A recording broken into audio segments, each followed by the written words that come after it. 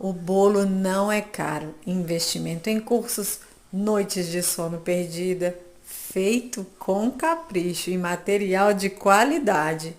Investimentos em equipamentos e também várias receitas são testadas antes de ter o produto final. Então, quando falarem para você que o seu produto está caro, lembre-se dessas coisas que eu falei com você, porque só você sabe o que você teve que passar para poder chegar onde você chegou.